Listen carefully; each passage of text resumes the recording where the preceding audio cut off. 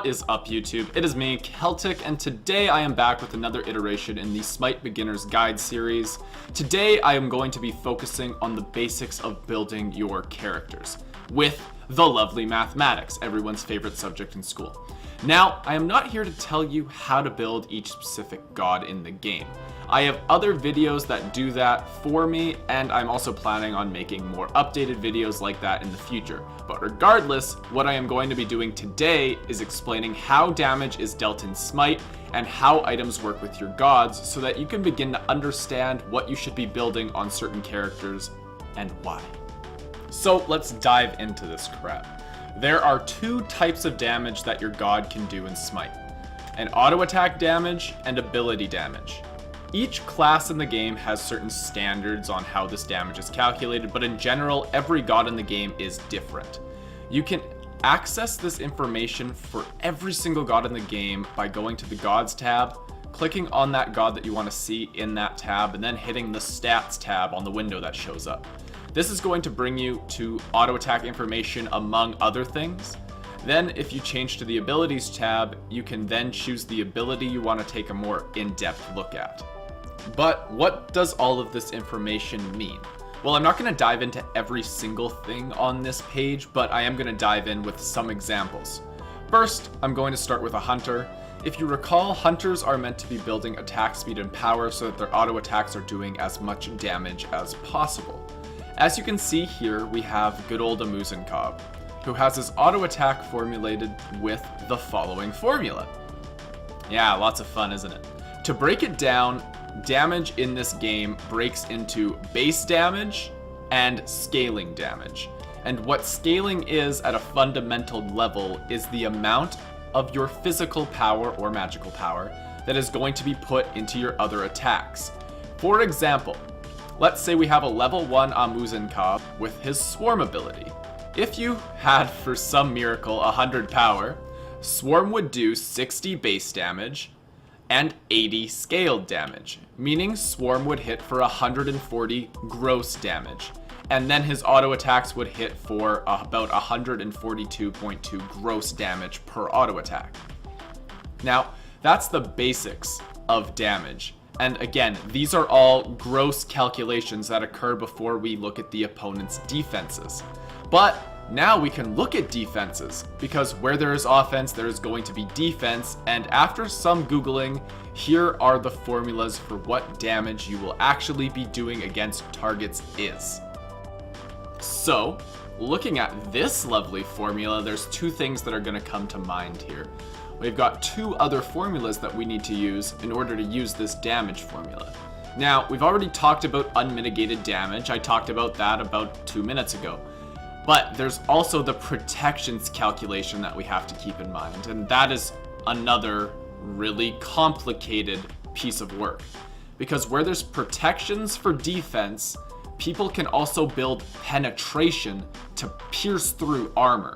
So the game takes a whole nother spin and becomes even more complicated. So here is the very lovely defense calculation formula that I hate.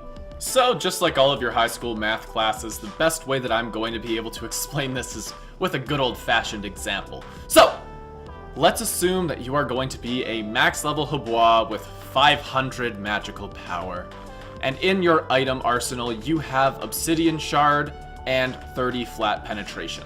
And you are going to be hitting a max level support with 200 magical protections with Water Cannon, or his first ability. I don't know if I got that name right, but whatever. So, first, let's calculate the unmitigated damage.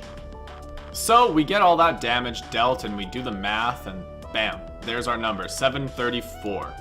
Wow, big damage, wow, wow, wow. One ability, gotta love Hebo. Now, defense is going to be calculated to be this other messed up number. So this is going to be his total defense after we take into account our penetration. So make sure that you're remembering that in this formula, the percent reduction pen is going to be things like demonic grip. That's percent reduction. Then flat reduction is stuff like Voidstone, where it's like, hey, you get less magical protection now. And then percent penetration is like Obsidian Shard. right? So that 33% or 0.33 pen based off of their defense. So we plug all that crap in, we get flat penetration in there, and we realize that we get 124 defense.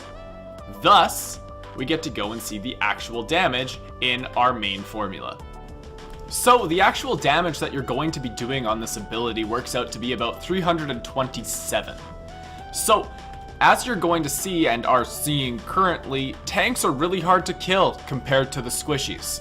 But, the obvious aside, if you're hoping to kill a tank, you are going to need penetration.